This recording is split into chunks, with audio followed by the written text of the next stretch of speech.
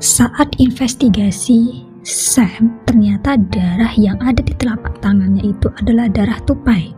Bukti pembunuhan tidak ada sama sekali. Sam hanya mengatakan bahwa dia penganut para nabi. Pairi ingin menggali lebih lanjut, tapi Sam hanya berbicara asal. Presiden Pasak datang kembali untuk membebaskan Sam dan Robin karena bukti kuat ketidakterlibatan mereka berdua dalam pembunuhan Brenda. Pairi menggali tentang penganut para nabi kepada Robin. Pairi menanyakan itu, dan penganut para nabi menurut Robin merupakan perkumpulan yang dibentuk oleh saudara-saudaranya, berawal dari seorang yang bernama Bernard Brady, seorang pengusaha dari Provo. Dia berteman dekat dengan Dan. Dia datang dan membahas tentang tambang impian di dekat Salem. Dia berkata bahwa di sana ada emas yang akan menyelamatkan banyak orang Mormon. Pairi juga menanyakan terkait 4 orang yang memata-matai Brenda. Di situ ada Dan, Robin, Brady, dan seorang bernama Nabi Onias. Keluarga Lowe ditemukan. Kedua detektif langsung menuju rumah keluarga Lowe. Di sana Lowe ditanya mengapa Lowe masuk dalam daftar orang yang ingin dibunuh. Lowe beranggapan bahwa ini berkaitan dengan sidang pengecualian Dan dan Ron Lafferty. Pengecualian ini bermula saat Dan ingin melakukan poligami dengan anaknya sendiri. Matilda ingin melarang itu, tetapi Dan mengancam, membuat Matilda ketakutan. Dia menyuruh anaknya untuk kabur dan pergi ke gereja untuk melaporkan itu semua, membuat Dan dikecualikan. Lowe tidak memberitahu di mana anak itu sekarang, hanya menjawab sudah di tempat yang aman. Tapi Dan kabur beserta Matilda.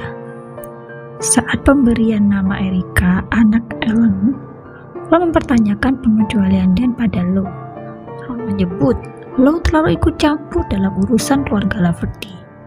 Sedangkan Mrs. Lowe yang sedang berbincang dengan Diana dan Brenda mendengar bahwa Diana mendapatkan KDRT yang membuat Brenda memprovokasi Diana untuk melaporkan itu ke gereja, hingga Ron bisa dikecualikan sama seperti Dan. Beberapa kemudian, Mrs. Lowe melihat Diana dengan wajah memar. Keluarga Lowe ingin membantu Diana dengan memberinya uang, dan Diana pun menghilang. Polisi menemukan Bernard Brady langsung ke rumahnya. Pairi dan Taba menanyakan terkait hubungan dengan Ron dan daftar nama-nama itu. Brady pun ikut dalam investigasi menuju rumah Ron. Mereka pergi pagi buta. Penggerebekan dilakukan, namun mereka tidak menemukan Ron. Tetapi ada 3 orang wanita yang dibawa oleh Onias itu dari Kanada. Pairi juga menemukan kertas di saku kemeja Ron yang bertuliskan pembunuhan Diana beserta list nama-nama orang itu. Setelah pengecualian Ron, Brady bercerita bahwa Ron pergi ke rumah orang tuanya. Dia bertemu dengan ayahnya yang sekarat. Ron harus memprovokasi ayahnya hingga emosi ayahnya ini naik dan kesehatannya menurun hingga akhirnya ayahnya meninggal di depan Ron sendiri. Saat polisi menggeledah rumah keluarga Lafferty, di sana ada Nyonya Lafferty. Dia kaget kalau anaknya terlibat kejahatan dan menyangkal itu semua. Brady pun diinterogasi Pairi di ruang bawah tanah markas penganut para nabi. Brady mengatakan, saat setelah Ron membiarkan ayahnya mati, dia mencari kebenaran dalam agama Mormon. Dia pergi ke Oregon untuk mencari John Bryan, seorang Mormonisme yang murni. Di sana, Ron diajarkan untuk minum minuman keras, bergumul dengan banyak wanita, dan berhubungan sesama jenis. Kembalinya Ron dari Oregon, Ron pergi ke rumah orang tuanya. Dia melihat saudara-saudaranya berkumpul beserta orang-orang Mormon, dan tanpa diduga, ada Onias yang mengklaim dirinya sebagai nabi. Onias ingin membangkitkan lagi poligami dan tambang emas yang diceritakan oleh Brady. Onias juga menyampaikan bahwa Ron yang bertugas memimpin perkumpulan ini semua. Awalnya, Ron marah dan enggan ikut Tetapi saat Ron diajak oleh Onius ke gunung tempat emas itu berada, Onius menunjukkan bahwa nanti di sini didirikan tambang emas untuk membangun peradaban Mormon dan Ron yang harus memimpin itu. Ron pun akhirnya menyetujui itu semua.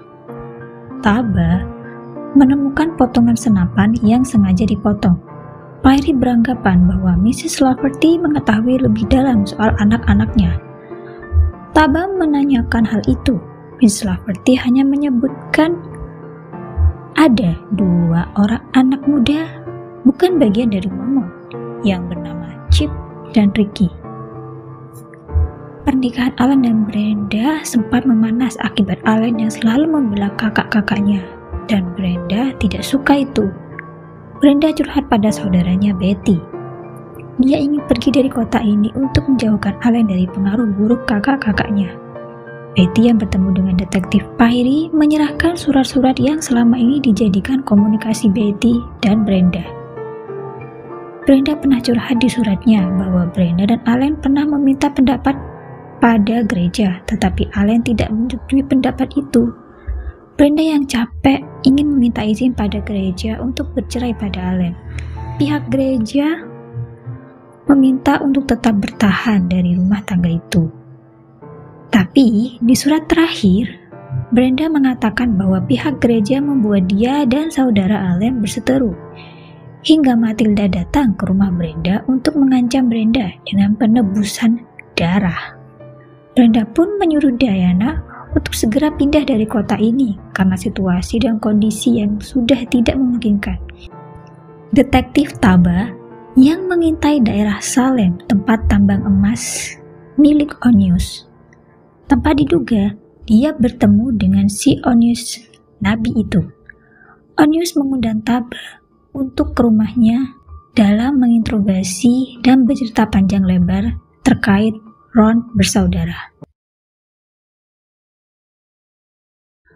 Onius menceritakan kepada detektif Taba terkait Ron yang mencari keberadaan Diana. Pada saat di pertemuan penganut para nabi, Ron bertanya pada Matilda siapa yang membantu Diana untuk pergi. Matilda menjawab, keluarga Lowe yang memberinya uang, keluarga Stowe yang membantu berkemas, dan Brenda yang merencanakan ini semua. Detektif Pyrie yang tiba-tiba datang ikut bergabung dalam perbincangan Onius dan Taba. Onius menceritakan bahwa Ron mengajukan daftar pemusnahan, yaitu nama-nama yang harus dimusnahkan segera dan secepat mungkin. Detektif Pyrie saat berbincang-bincang dengan Allen, datanglah petinggi gereja. Petinggi itu menyarankan untuk jangan melibatkan keagamaan dalam kasus ini. Dengan kata lain, jangan merusak reputasi gereja dan menyuruh untuk menutup kasus ini. Allen dan Pyrie otomatis tidak setuju. Petinggi gereja mendengar itu merasa kecewa. Dia langsung pergi dari kantor polisi. Pyrie meminta tolong detektif di daerah Florida untuk mengecek keluarga Diana. Tetapi setelah penggeledahan, ternyata tempatnya kosong. Seorang dari toko swalayan menelepon bahwa dia menemukan CCTV yang menampilkan Diana dan anaknya di kantor kepolisian. Tanpa diduga-duga, ada seorang laki-laki berjenggot datang. Ternyata itu Jacob Lafferty. Polisi waspada dan langsung berhasil mengamankan Jacob. Jacob datang ke polisi karena ingin menyerahkan jurnal yang ditulis Sam kepada dirinya. Jacob ingin membantu penyelidikan.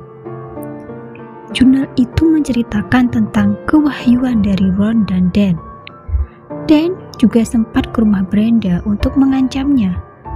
Di jurnal itu juga dijelaskan mereka akan ke Florida untuk membunuh Diana.